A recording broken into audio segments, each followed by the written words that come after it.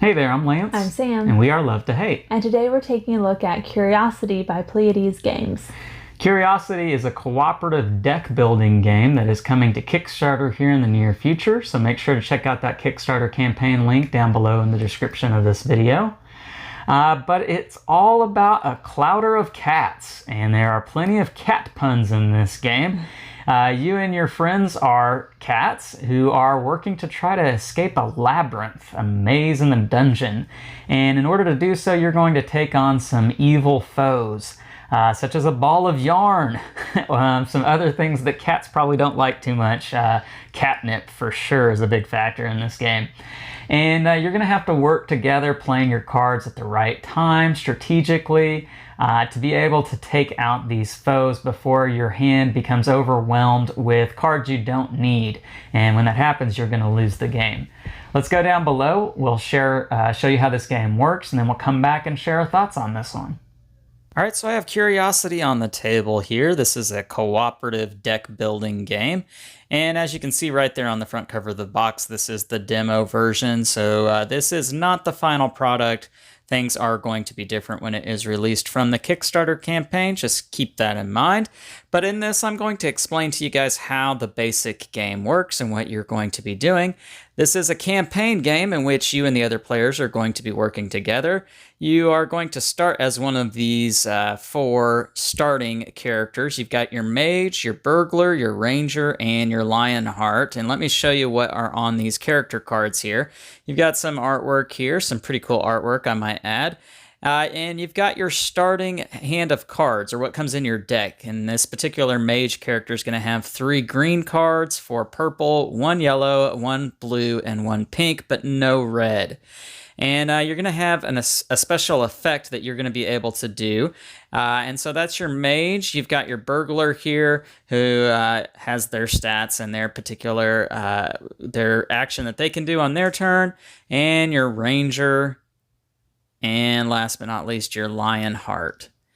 And so I'm going to pretend that I have the mage out here, and we are going to also have the lionheart out here. Now, these little green cubes are here because at the beginning of your saga, your campaign, you're only going to be able to use your special ability once.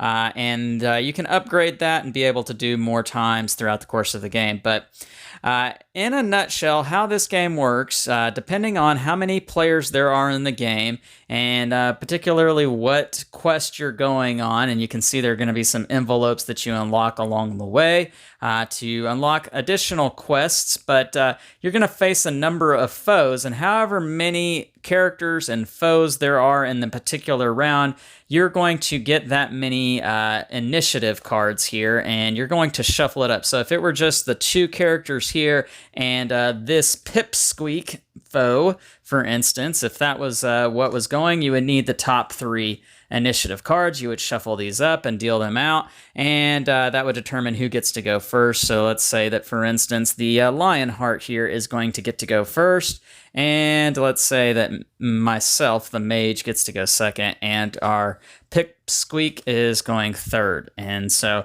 you would also need to follow any special abilities there are on your foe, but the main thing you're paying attention to when it comes to your foe is the number here, and that's going to tell you how many fear cards are going to go on top of this particular bad guy. And so we need 3 of these fear cards, and you can see what these fear cards look like. They're going to have a number of icons on here, and this is what you need to play as a group to be able to defeat this particular fear card. And so we put these face down on top of the card and flip over the top one. So I would need those 3 icons. Now, in a 2-player game, you're only going to be focusing on the top 2. You can disregard the bottom one, but if you were playing with more players, you would need all of the icons. And so on your turn, what you are going to be doing, again, these are the cards you have in your deck to begin the game. You're going to start off by drawing 4 cards, and with those cards, you have a number of things that you can choose to do on your turn. One of the most important things that you are going to be doing are putting cards out for assist for other players to use on their particular turn. So for instance, if this is what I have in my hand, I don't have what I need to be able to defeat this fear card, which would be a green and a red, in a 2-player game. If we were playing with more characters, I would need that blue as well. I don't have the red, so I cannot defeat this fear card. You have to play all the cards at once. And so what I might end up doing is I might say, well, I'm going to put out this blue and this green for assist. You can see here on my player board that it says assist, and that means that another player can use it on their turn to be able to defeat this fear card. And so if I know the Lionheart's going to go next after me, they've got a lot of red cards in their deck. They might be able to get that red card that we need to be able to remove that fear card off. And when you do, you just flip over the next one and you keep going. Now, when it becomes the enemy's turn here, they are going to do their damage. And the damage is listed right here. And that comes from the loot deck. And so in the loot deck, you have a number of gems, and these gems are going to be very helpful in helping to heal you, but also to upgrade your clowder at the end of a quest. And you're going to keep track of that right here. You can see that you're going to be able to upgrade some stats, your starting hand size, as well as some of the other the ability stones. You get to increase how many you get to have there. And you get to improve some of your cards. All these cards that you start with are only going to have one symbol on them, but you can upgrade them to be able to have 2 and maybe even 3 symbols on them. You can also change classes and improve your clowder level, which helps you to unlock additional quests to go on. There's some trophies to gain as well. And so that's what those gems are for. Now, I also said they help you to heal. And how that happens is when the enemy does their damage, you're going to discard that number of cards from this deck, and so 2 in this case. And when this deck runs out, you're going to reshuffle the cards that you discarded throughout the course of the game, but you're going to also include one of these catnip cards. And these catnip cards are bad. You don't want these. And so this is going to bog down the loot deck from when you draw from it. You're hoping to get loot and not the catnip, because if you get catnip, that's worthless. And likewise, when you go through your deck of cards, when you have to reshuffle your deck, you're also going to include catnip in it as well. And so whenever that card comes up, it clogs your hand. You can't do anything with this card. And if you ever become completely filled with catnip, then all is lost and you have lost the round. That is the way you lose this game. Now, whenever you defeat this villain here, you have to remove all the fear cards off of it first, and then you have to satisfy what is on the actual enemy card. You get the reward of 2 loot cards. And that's pretty much the gist of the game. You work through all of the enemies, which there are going to be a number of them in each campaign or each chapter. And they're going to have their own abilities and own icons that they need. And you can see here that some of them are very humorous with the names and the artwork. Potent Snack. Precarious Urn. And so you can see how they relate to cats and that sort of thing. So a lot of this is all about the campaign that you are going to unlock throughout the course of the game, and special abilities, special new characters. I can't show you too much of what's in there without ruining the surprises for you guys, but that is the gist of how this game works. That's Curiosity. Let's go back up top and share our thoughts on this one. And we're back, and now we're going to share our thoughts on Curiosity and tell you what a gamer and non-gamer thinks of this game. So Sam, first impressions, seeing this on the table, what were your thoughts? The iconography on this game makes it seem pretty simple, just because there's 6 main icons that you see over and over again.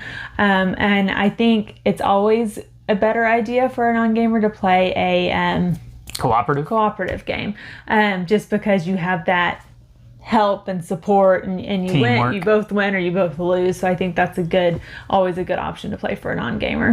Yeah, and I think the cooperative teamwork in this game is very vital to being able to do well in this game, because you really have to work together in assisting your teammates on their turn. I really enjoy that part of cooperative games. That way it's not feeling like everything on my turn is only really benefiting me, and everything you're doing on your turn only benefits you, and it's just kind of 1, 2, 1, 2, 1, 2.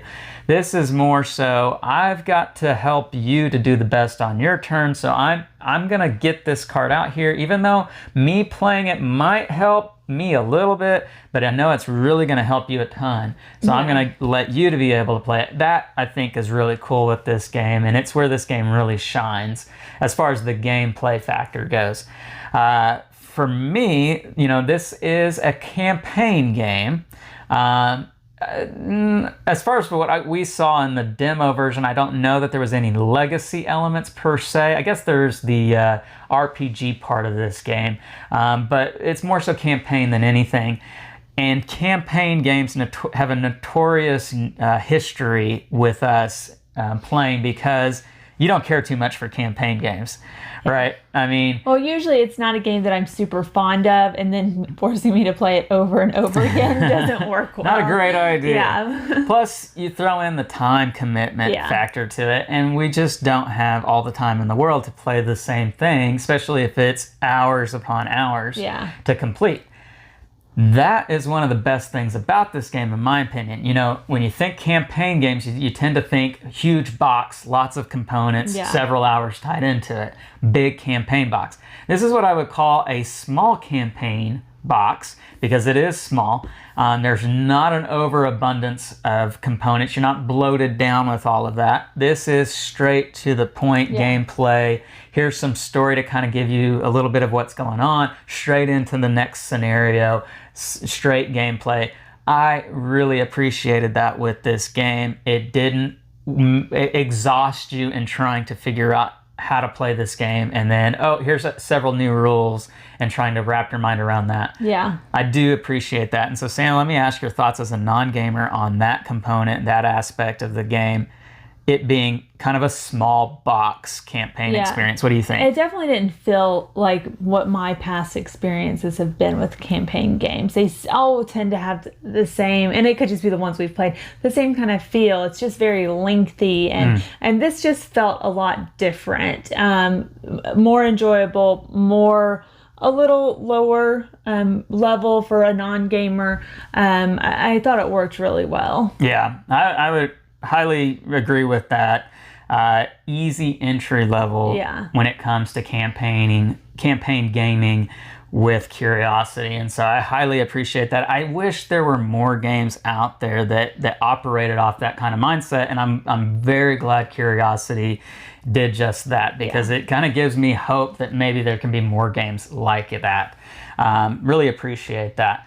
I do want to say I think this game works best at the higher player counts, 3 to 4 players, simply because the more assisting you can do with one another, the more teamwork, the more this game really has a chance to shine in its gameplay.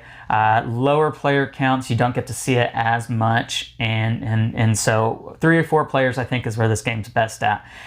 Time frame 30 to 60 minutes, I think that's dead on.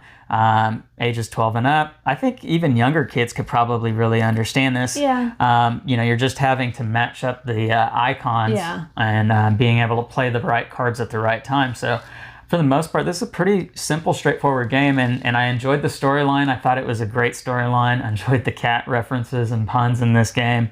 It's pretty humorous. Just an overall good experience with this one.